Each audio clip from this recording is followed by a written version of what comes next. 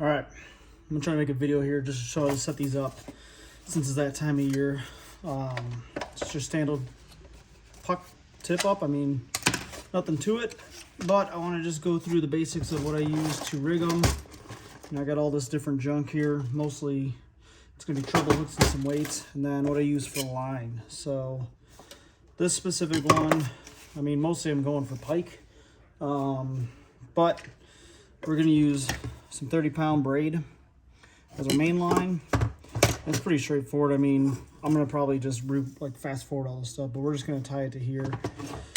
And what I always like to do once I get it tied, I'll show you after. And I always do a fisherman's knot on this just to make it easier. I got plenty of line, so I'm not worried about it, but I usually tape this down to the spindle here, whatever you want to call it. Ignore these scissors, they work. But you want to tape them because braid, as I can tell you on these, this is for a different tip-up setup, the braid spins on them because they're not taped. So once it's tied on there, I just use some Scotch clear tape. Any tape will work. I haven't had any issues with this or electrical tape. It's mostly to keep the line from spinning. But let's do this. Tape her around nice and tight. And then from here, I mean, this is just gonna be me. I'm not gonna show you all this junk. It's gonna be me spinning this on. So it's gonna take a while. I clearly can't do this while I'm sitting like this, but you do that for a good half hour.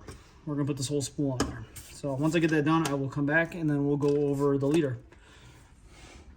All right, I'm just gonna show a quick update of what I do here. This is the easiest way to spin this up. So I put a little hole in, put a screw in, and then basically I'm just gonna go in reverse on it because that's all you really need to do. And then just, you know, guide the line. Because I can tell you right now, these are a pain to do. Seems to be the easiest way in my opinion. Especially when you're putting a couple 100 yards on there.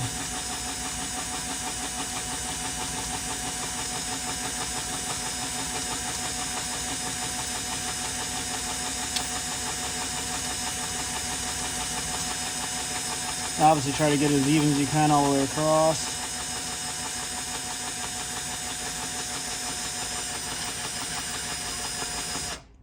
But that's my trick. So I will stop it here and then we'll go to the leader once I get done.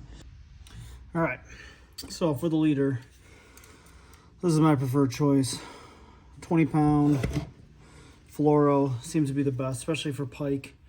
I usually go 3 foot if I can, or just like a good length. And you know, of course, it's gonna all unspool on me, but from here, I got a whole box full of stuff and I don't have any swivels in here. I'm sure I got one somewhere. Well, a lot of people use like these metal leaders. I prefer not to, just because I don't think they work as well. But, you know, just do a good fisherman's knot on here.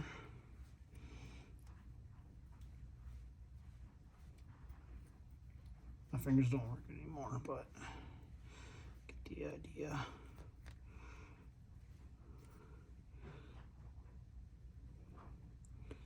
£20 gonna be plenty. I mean, I'm sure there's bigger pike out there, but you know, just a nice little knot on it. Cut off the tag end, or try to. And then we run that to our braid. Same thing. I just do a standard fisherman's knot, or whatever they call it, snell knot or something, I don't know. I just tie it. My fingers don't work and I need glasses, but that's all right.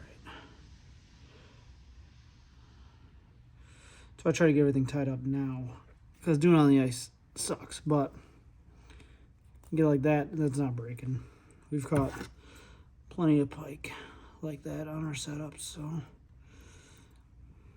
But same thing, cut the tag off. Then from here, it's kind of up to you. So usually I got a mess of trebles and swivels, but I usually prefer, I think they're like size 8. I don't even know. It's about that big. We're putting shiners on them, or suckers, so whatever works. But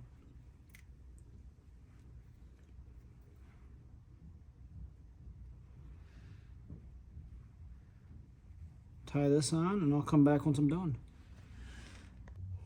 All right, so hook is tied on, and this is what I put on here. So I put a couple split shots. I don't know, I mean, most of the time it's gonna be a foot or two below the ice. Sometimes more, but I'm just gonna crimp them onto here. And I try to leave it to where I can adjust them if needed.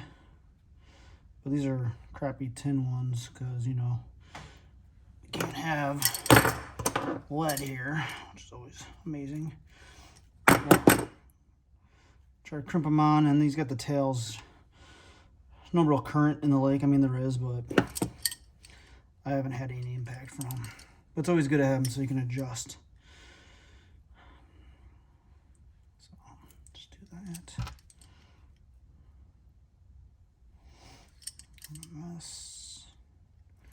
I just put them right next to each other, and then we're about 2.5 foot down, maybe. That's pretty much it. And you just wrap the line up into the tip up. And usually this stuff wraps up pretty good. I know you can't see that right now, but I'll show you in a second here. Well, this is the best method I've found for these pucks. So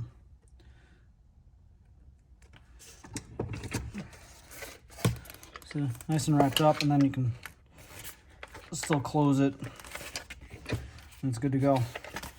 Obviously the flag will be on here. I just took it off because they fall off anyways. But that's our setup.